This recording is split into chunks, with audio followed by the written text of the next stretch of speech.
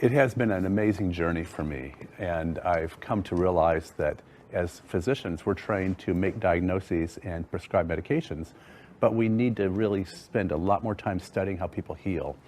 And that's what I'm very interested in. These people beat the odds. But what I was hearing was it's emotional. So much of a radical remission is mental emotional. To me, it just comes down to the absolute fact that the mind and body are 100% connected, and science knows that. And we've known that for over 50 years. Hello everyone, you've just heard the voices of Doctors Jeff Rediger and Kelly Turner, who have both studied people who experience spontaneous remissions of chronic diseases, specifically cancer. If you'll forgive the hyperbole of this episode's title, I'm going to look at efforts to document whether psychotherapeutic approaches can prolong survival time for people with cancer. What specifically interests me is why this seems like a very easy and very hard question to answer, depending on how it is approached. One quick note, when I refer to psychotherapeutic approaches, I'm meaning any approach that aims to bring healing or wholeness to the mind. I'm not limiting the category specifically to the tradition of Western psychotherapy. Our story starts in 1989, when Dr. David Spiegel published a study in The Lancet looking at the benefits of support groups for women going through breast cancer treatment. Perhaps predictably, he found that groups brought psychological benefits, lessening stress and depression. Less predictably, the participants ended up living a full 18 months longer than the control group. At 37 months as compared to 19, that represented a near doubling of lifespan. Stop the press, that's incredible. What makes it all the more so is that participants only received an hour and a half of group therapy per week, a fairly minimal dose. The possibilities of where to go from there seem endless. Dr. Spiegel himself wrote of his shock at seeing such results. There is a plausible mechanism for this. Various studies have found that adverse childhood experiences increase the risk of chronic disease in adult life. There are confounding factors here. For example, abused children are more likely to end up engaging in unhealthy addictive behaviours, such as smoking or drinking and not eating well. Studies have controlled for this, however, and found the association was still present. It therefore stands to reason that if psychological factors can be linked to causing cancer, psychotherapy could be used to treat it. Disappointingly, further studies were mixed in their findings, and increased survival time could not be reliably replicated. It's not that they never did. In fact, it's probably worth me reading some of the conclusions. A 1993 study on a 6-week support group for malignant melanoma concluded that, quote, psychiatric interventions that enhance effective coping and reduce affective distress appear to have beneficial effects on survival, end quote. Whilst a 1999 study on psychotherapeutic support for people with gastrointestinal cancer concluded, quote, the results of this study indicate that patients with gastrointestinal cancer benefited from a program of psychotherapeutic support in terms of survival, end quote. Others, however, including Dr. Spiegel's own effort, failed to find any effect on survival rates. Spiegel speculated that this might be down to an improved emotional climate for breast cancer patients, which would nullify the effects of support groups. I do think a substantial mystery as to why the effect appeared and disappeared remains. It's not something that I've been able to answer to my own satisfaction. One interesting observation was made by the lead author of a 1998 study that failed to find survival benefit. Dr. Alistair Cunningham, himself a cancer survivor, noticed that a small number of study participants who received additional psychological support did survive significantly longer. Now, this could just be a cherry-picking of data, but Dr. Cunningham believed it was worth pursuing further. He specifically observed that 7 women in the intervention group lived significantly longer, with 2 of them still being alive 8 years later, apparently in remission. Cunningham found that these 7, quote, actively sought out other approaches to healing in addition to the therapy that everyone else participated in. They reported intensive meditation, dedicated yoga practice, journaling, intentional gratitude, and more. Basically, they exhibited not only a pattern of taking responsibility for their own treatment, but also a willingness to radically change habits, routines, and even the larger scaffolding of their lives, end quote. Dr. Cunningham then ran 3 further studies zooming in on people engaged in a higher level of psychological work regarding cancer. This time he found a significant relationship between involvement in self-help and survival duration. As he zoomed in even further, he focused a study on 9 people whom he classified as highly involved, engaging in some sort of spiritual or psychological process every day. Of those 9, 8 enjoyed a high quality of life and lived at least 2 years beyond their original prognosis, with 2 experiencing complete and unexpected remissions of their cancer. Cunningham found that the opposite was also true, with people who were unengaged in such a process, either because they didn't believe it would help or because they struggled with feelings of unworthiness, having a lower quality of life and living only a third as long as the highly engaged group. I'll quote from Dr. Jeff Rediger's book, Cured, where he summarizes the differences between the 2 groups. So, conditions associated with poor survival outcomes were inflexibly associated with low self-esteem or fixed worldview, skepticism about self-help techniques or a limited ability to apply them, meaning being habitually sought outside the individual from some external source, strong contrary views about the validity of spiritual ideas. Okay, and the conditions associated with longer survival were strong will to live, actual changes in habits of thought and activity, relaxation practices, meditation, mental imaging, cognitive monitoring, becoming involved in a search for meaning in one's life. Dr. Rediger identifies the fundamental nature of the problem in that science is just not set up to ask the question in the right way. Commenting on Alistair Cunningham's research, he writes, quote, "But because such a small slice of subjects truly engage in it, it was difficult, if not impossible, to get this across in the published studies. Studies by design look at averages, and average results washed out the exceptional, making the effect of the interventions tested by Cunningham seem minimal. As hard as Cunningham tried, he still could not overcome the core problem with traditional approaches to scientific studies, that their very design preemptively negates the exact question he was trying to answer. How you relate to the activity makes a huge difference, and, as Cunningham found, designing a study that truly incorporates the degree of involvement of participants is almost impossibly difficult. It would rely entirely on self-reporting and transparency, and would be subject to the vagaries of language and perception." End quote. A scientific approach involving randomized controlled studies certainly tells us something about something. It tells us that for the average person, there exists maybe some possibility of extending lifespan through support groups, although this is far from guaranteed. The nature of the approach, however, may preclude it from asking the more important questions. If I'm being appropriately cynical, I could wonder if all these spiritual activities are just a proxy for diet. People who take up spiritual practices in response to a cancer diagnosis are also more likely to improve their diet, so maybe that's the thing that's doing the heavy lifting. Absent a randomized control trial, I don't know how we could know for sure. At the same time, however, the thing you're really wanting to study is people's inner commitment to a process, and that's not something that can be divided into 2 groups. This is an inherent problem that doesn't mean either approach is right or wrong, but just that each is a lens which provides limited information. It is certainly not a given that a just follow the science approach is the best one.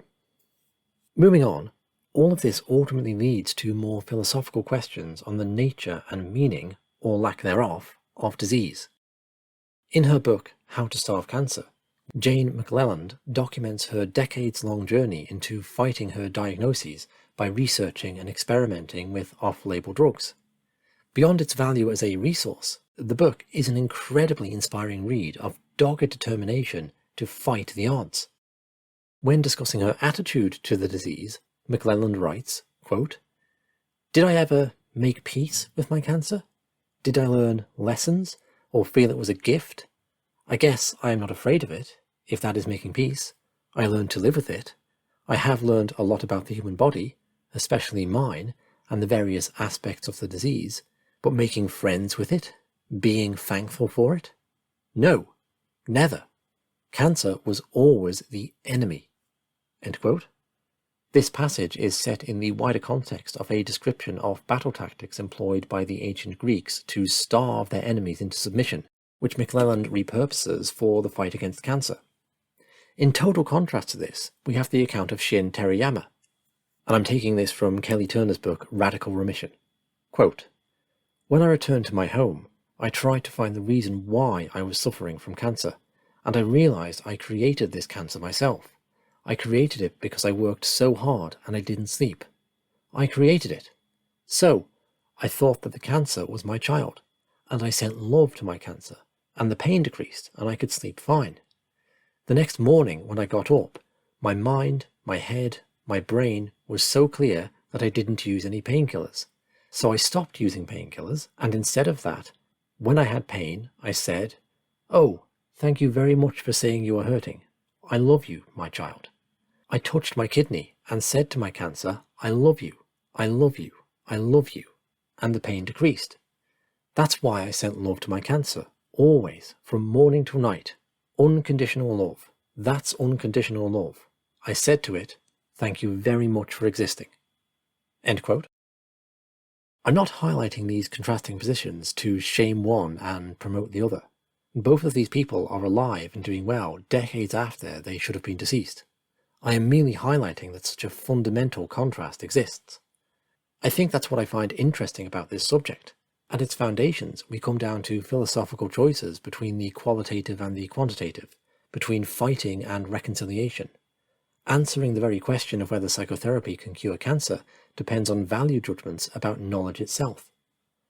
To step fully into the potential, I'll conclude by playing a clip of Anita Moorjani being interviewed on the Radical Remission podcast. Moorjani is perhaps the world's most famous spontaneous remission cancer survivor. She emerged from the brink of death with insight into why she had become ill, and watched her tumours then recede to nothing over the following weeks. I was diagnosed in 2002 with lymphoma. At that time, it was diagnosed as stage 2. But throughout but over the course of the next 4 years, it started to progress, and it would go into remission, and then it would come back, and it would go into remission, and it would come back, and my body stopped absorbing nutrition because the lymphoma, the cancer, had spread throughout my lymphatic system by now. And so I had tumors the size of golf balls from the base of my neck, from the base of my skull, all around my neck, under my arms, in my chest, and all the way down to my abdomen. By this point, my lungs were filled with fluid. I couldn't lie flat because if I did, I would choke on my own fluid. And as I said, my muscles had atrophied, so I could no longer walk. I had to use a wheelchair. And I was always so tired and I couldn't breathe properly. So I had a portable oxygen tank, which, was connected through the tubes. And I weighed about 85 pounds. I had these open skin lesions where toxins were weeping through my skin. And so by February the 2nd, 2006, I was so tired of living and fighting to stay alive that I just let go. And I went into a coma.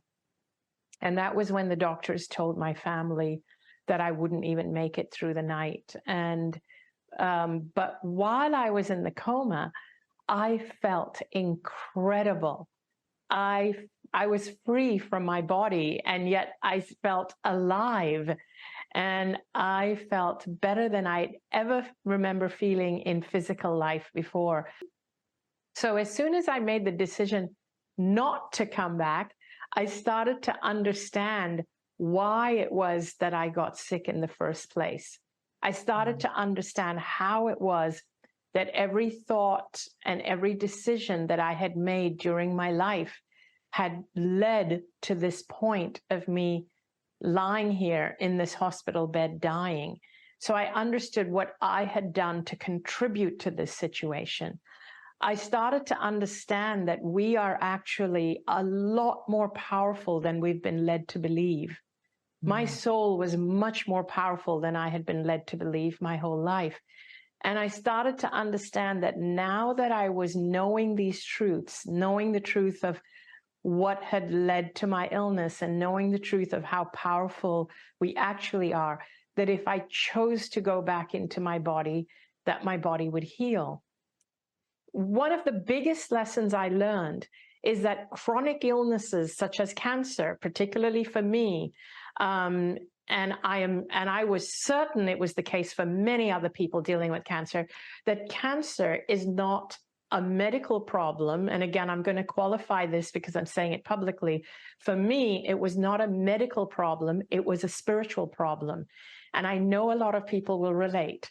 So once I realized that it's a spiritual problem, not a medical problem, medicine, or basically the medical paradigm, the medical model, may be able to help me manage the symptoms.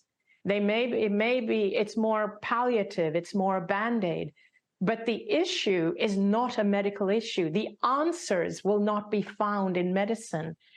It was a spiritual problem. It was a case of me not being and expressing who my soul came here to be. That's what I understood. And that was one of the biggest things I learned. And so I had to live by that principle. And as I lived by that principle, I saw my life change dramatically. So everything I did was according to that principle. And the kinds of things I'm talking about is that I had to learn to love myself, which is something I had never done before. When you realize that you are a spiritual being, that you are an expression of God, which is what I learned on the other side. You know, I had always been a people pleaser. I've always been non-confrontational. I've grown up in a culture with gender disparity where a woman's worth is only measured by how valuable she is to the men in her community. So I've never loved myself. I've always beaten myself up. And I learned when I was on the other side that while we're taught to see God in everybody else's eyes, I was never taught to see God in my own eyes. And so I started to realize that I am an expression of God. I am here for a purpose. My soul wants to express itself. And because I'd never allowed itself to do all that, I had repressed myself. The cancer wasn't there to kill me. The cancer was my own body trying to communicate with me. It was trying to save my life. Thank you for listening. In this episode, I've overwhelmingly drawn on Dr. Jeff Rediger's book, Cured, The Remarkable Science of How People Recover from Chronic Illness, and Dr. Kelly Turner's Radical Remission, Surviving Cancer Against All Odds. I will link to them along with the various scientific studies I've mentioned in the comments.